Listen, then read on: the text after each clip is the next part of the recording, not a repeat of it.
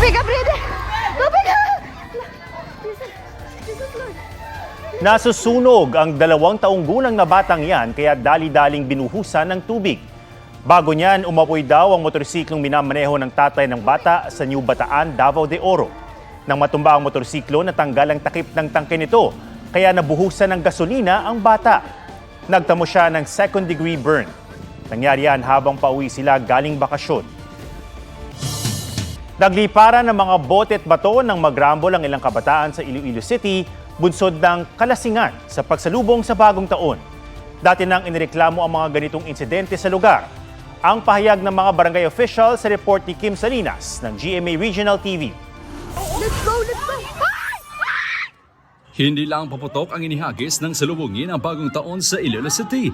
Nambato rin ng mga bote at bato ang isang grupo ng kabataan. Hinabol din nila ang ilang bata na gumanti ng pamamato. Di bababa sa 15 kabataan na nasangkot sa gulo. At pasimuno umano nito ang 18 anyos na alias Peter at isa pang 17 anyos. Ang ugat ng pamamato, trip-trip lang daw dahil sa kalasingan. Sa to si mami naigo nga taxi. Ti nagrespondi man ni daton ko pulisan. Nagistura naman ang both party nga isitol nila sa may barangay. Sinasabi nangyari ang rumble sa barangay Tanza Timawa Zone 1 sa Iloilo City. Pero itinagiya ng isang opisyal doon. Kung idea kabataan involved kalabanan niya dito sa Piak. Pero giit na opisyal ng Zone 2, sa Zone 1 talaga nangyari ang rumble. Sabay amin na 2 residente ng Zone 2 ang sangkot sa gulo. Ang isa pag ka-residente, naigo man sa tiil sang butilya. Pero dito sila sa sunuan niya na grambol. Ikatlong gulo na umano ito sa lugar. Nito lamang magpapasko, ilang kabataan ang nagrambol sa Zone 2. Sa bayan naman ng Santa Barbara kahapon, habang naglalakad ang lalaking yan, bigla siyang sinipa ng nakamotorsiklo. Nagkaroon ng habulan na nauwi sa saksakan. Sa isa pang CCTV, makikita ang pagkuha ng isa sa mga sospek ng pinaniniwalaang kutsilyo sa compartment ng kanyang motorsiklo. Posible sir, tripping laman siguro kasi possibly both parties, both the victims and the suspect, possibly bisan paano nakainom din man siguro sila kasi siyempre New Year. Tukoy na ng pulisya ang 3 magkakapatid na sospek na nanaksak umano sa 3 lalaki. Pero hindi sila nadatnaan sa kanilang bahay. Dahil sa insidente, pinalakas na ang seguridad sa barangay. Kim Salinas ng GMA Regional TV, nagbabalita para sa GMA Integrated News. Walang kawala sa mga sentadong pulis ang ilang hinihinalang masasamang loob. Sa Zamboanga City, patay ang 2 wanted sa murder nang makainkwentro ang isang pulis. Sugatan naman ang isang lalaking nakipagbarilan sa pulis sa Caloocan. Ang mga insidenteng nahuli kam sa spot report ni June Veneracion. Pagtigil ng motorsiklong yan, kumaripas ng takbo ang isang lalaki. Hinabol at pinaputokan siya ng 2 sakay ng motor. Gumanti rin ng putok ang lalaki na isa palang pulis. Nangyari ang enkwentro sa Zamboanga City bisperas ng bagong taon. Nang mapaupo sa kalsada, inasinta ng pulis ang isa sa mga sospek na bumulagta kalaunan. Sunod naman niyang pinaputokan ang nakasakay sa motorsiklo. Patay ang 2 sospek. Sugatan ang pulis na kinilalang si Senior Master Sergeant Ryan Mariano. May tama siya sa tiyan. He underwent surgery for around 6 hours and we're happy na na-declare naman siya stable condition. Mabuti na rin ang lagay ng batang natamaan ng bala sa paa. Ayon sa PNP, nakadeploy si Mariano at iba pang pulis bilang mga undercover operative. Target nila ang isa sa mga napatay ng sospek na si Haber Tating. Pero namukhaan daw ng sospek si Mariano, kaya inunahan siya ng pamamaril. Base sa investigasyon ng PNP, nasangkot na dati sa 4 na magkakahiwalay na shooting incident sa mga sospek. Bago napatay, ay wanted sila dahil sa multiple murder cases. Sa Caloocan, 1 oras matapos magpalit ng taon, nabulabog ng putok ng baril at kumusyon ang mga taga Barangay 150. Ang lalaking yan na nakatayo malapit sa motor niya. Napatakbo sa likod ng taxi at saka bumunot ng baril. Maya-maya, iniinda na niya ang kanang paa niya na nasa pool ng bala. Ayon sa pulisya, ang lalaki ay suspect na nakipagbarilan daw sa isang intelligence operative ng Caloocan Police. Bago niyan, isang biktima raw ang lumapit sa pulis. May isang pulis na nakasibilyan, identify ng ating victim. Sinabihan niya itong pulis natin na gusto raw siyang dukutin at patayin nitong ating suspect. Pero taliwas sa sinabi ng pulisya, nabubunot ng baril at nagpaputok ang lalaki ng kumprontahin ng pulis. Hindi po ako nagpaputok. Pero may baril po? Oo, pero kahit isang beses di po ako nagpaputok. Pagbaba ko po ng motor, may isang lalaki na nakalabas yung baril, nakatutok na sa akin. Tumakbo po ako. Itinanggi rin niya na kanya ang granadang na-recover sa crime scene. Inaalam pa ang motibo ng suspect na nahaharap sa reklamong attempted murder, illegal possession of firearms at illegal possession of explosives. June Veneracion, nagbabalita para sa GMA Integrated News. Tinamaan ng ligaw na bala ang isang lalaki ilang minuto matapos salubungin ng bagong taon sa Cebu City. Ayon sa pulisya, nasa loob ng bahay ang biktima nang biglang sumakit at nagkasugat ang kanan niyang tenga. Nakita sa kisame ng bahay ang butas kung saan lumusot ang ligaw na bala. Ligtas naman ang biktima na dinala sa ospital. Iniimbestigahan pa kung sino ang nagpaputok ng baril. Batay sa datos ng PNP, as of January 2, nasa 14 na ang insidente ng ligaw na bala sa buong bansa. 8 rito ang nasaktan. 30 naman ang insidente ng indiscriminate firing. 5 ang nasugatan habang 24 ang naaresto. Mahigit 500 naman ang mga biktima ng paputok mula noong December 21 hanggang kanina, ayon sa Health Department.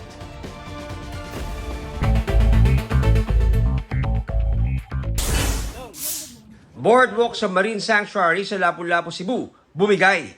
Nahulog sa tubig ang 13 naglalakad noon sa boardwalk, kabilang ang isang senior citizen.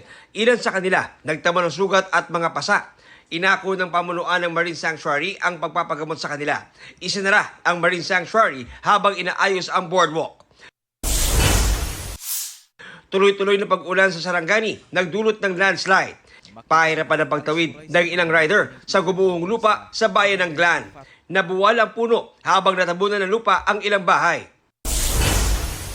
Bigas na nasa mahigit 30 pesos kada kilo lang, ibebenta na rin sa ilang pamilihan. Ayon sa Agriculture Department, simula ngayong buwan, magbebenta na ng Nutri-Rice at Sulit Rice sa Kadiwa Centers, piling pamilihan at istasyon ng tren. 37 to 38 pesos kada kilo ang Nutri-Rice na sagana raw sa fiber at vitamina. 35 to 36 pesos per kilo naman ang Sulit Rice. John Consulta, nagbabalita para sa GMA Integrated News. Pumalo sa mahigit 500 ang disgrasya sa kalsada mula noong Kapaskuhan hanggang alas 6 ng umaga kanina. Ayon sa Department of Health, mas mataas yan ng 33.5% kumpara sa nakalipas na holiday season.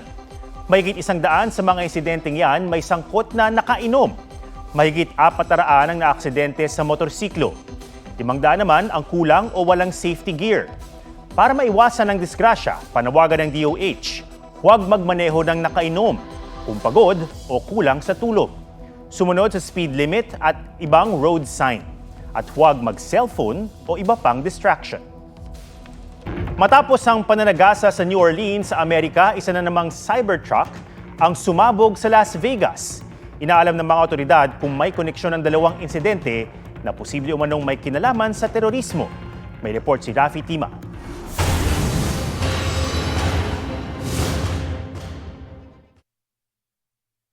Nakaparada sa tapat ng Trump International Hotel sa Las Vegas ang Tesla Cybertruck na yan nang bigla itong sumabog. Kita rin sa CCTV ang mala fireworks na pagsabog. Lumiliyab pa ang sasakyan nang rumisponde ang mga pulis. Sa likod ng Cybertruck, bumungad ang mga lalagyan ng gasolina at mga paputok. Patay ang driver ng sasakyan habang 7 ang sugatan. Pagmamayari ni President-elect Donald Trump ang hotel, habang campaign supporter at incoming efficiency czar ni Trump ang CEO ng Tesla na si Elon Musk. Sa post sa X, sinabi ni Musk na nirentahan ng sasakyan at ang nagdulot ng pagsabog ay mga paputok o bombang kinarga rito. Ang pagsabog ng Cybertruck nangyari ilang oras matapos ang pangararo ng pickup truck sa New Orleans kung saan 15 ang namatay. Sa nakuhang CCTV footage, naipit sa traffic ang puting truck. Nang makaabante, bigla itong lumiko at tinumbok ang mga tao sa bangketa. Hagip din ang mabilis na takbo ng pickup. Nasawi sa pakikipagbarilan sa pulis ang driver na isang dating US Army. Iniimbestigahan ang koneksyon ng suspect sa mga terrorist organization matapos makakita ng ISIS flag sa truck. May natagpuan ding improvised explosive device sa likod ng truck. Inatasan na ni US President Joe Biden ang law enforcement agencies na alamin kung may koneksyon ng insidente sa New Orleans at sa Las Vegas. Rafi Tima nagbabalita para sa GMA Integrated News. Kapuso drama king Dennis Trillo may pa-throwback sa kanyang first ever movie award. 2004 nang manalo si Dennis na Best Supporting Actor para sa Ice Temas, 1941 Mahal Kita. 20 years later, nakuha ni Dennis ang Best Actor Award para sa Green Bones na entry ng GMA Pictures at GMA Public Affairs sa 50th Metro Manila Film Festival.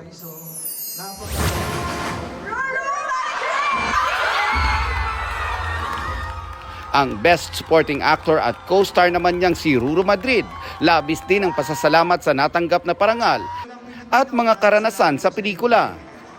Special mention din ni Ruru ang girlfriend na si Bianca Umali. Hindi ko po mararating kung nasan po ako. Hindi ko po makukuha itong mga to kung hindi ko po nakilala si Bianca. Do you see yourself settling down in the near future? Yeah. Kung ako masusunod, kung pwedeng ngayon na, di ba? Kasi for me kasi, Kuya Nelson, bakit mo papatatagalin ng isang bagay kung nahanap mo na eh? Di ba? And alam ko sa sarili ko na hindi na ako makakahanap ng katulad ni Bianca. Alden Richards turns 33 today. Sa Amerika nag-celebrate ng birthday ang Asia's multimedia star. Nelson Canlas nagbabalita para sa GMA Integrated News. Lechon overload na, oversize pa. Busog pero tiyak kukulangin sa sarsa ang isang pamilya sa Bohol dahil sa kanilang napakalaking lechon. Lechon Pro Max ang tawag ng netizen dyan dahil sa pambihirang laki nito. Ang iba nagtataka kung baboy o dinosaur ang nilitsyon. Niyandayan sa pamamanhikan sa Bohol ng 10 taon ng magkasintahan na sina Bobby at Roxanne. 7 buwan pa lang umano ang niletsyong baboy pero may bigat na itong 90 kilos. Sakop ng nag-viral na lechon ng buong mesa kaya minabuti nilang hatiin na agad ito. Parlor games na hindi lang pang kids, pampabata rin ng ilang New Year party dito. Habang sa ilang bansa, game silang nag-swimming sa beach kahit nakakangatog. Ang mga pasalubong sa 2025 sa report ni Ian Cruz. Umusad na naman ang isang taon pero tila bumalik sa pagkabata itong grupo sa isang party. Suot ang diaper, nagkarera ang mga brother. Binigyang twist at thrill ang sack race.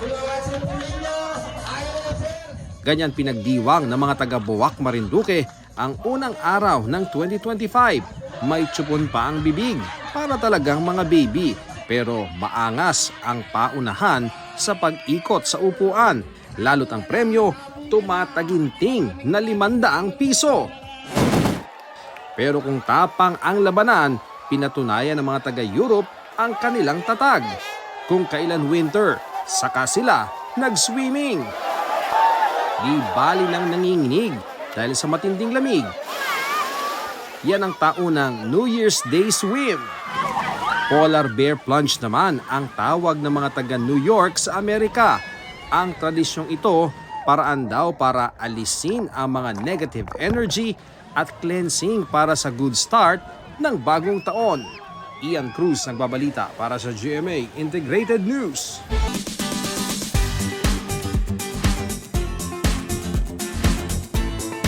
Hindi nabitin sa Christmas celebration pati mga rescue dogs sa Silang Cavite dahil may sarili silang party with pabitin. Hindi magkamayaw sa pakikipag-agawa ng treats ang mga asong yan sa isang animal shelter. May pinagsaluan din silang pagkain. Sa tulong ng grupong Generosity Project, nagkaroon ng simpleng salo-salo ang mga aso. Tradisyon na raw ng grupo ang magbigay saya at tulong sa mga asong naulila sa iba't ibang bahagi ng bansa. Huwag magpahuli sa mga balitang dapat niyong malaman. Mag-subscribe na sa GMA Integrated News sa YouTube.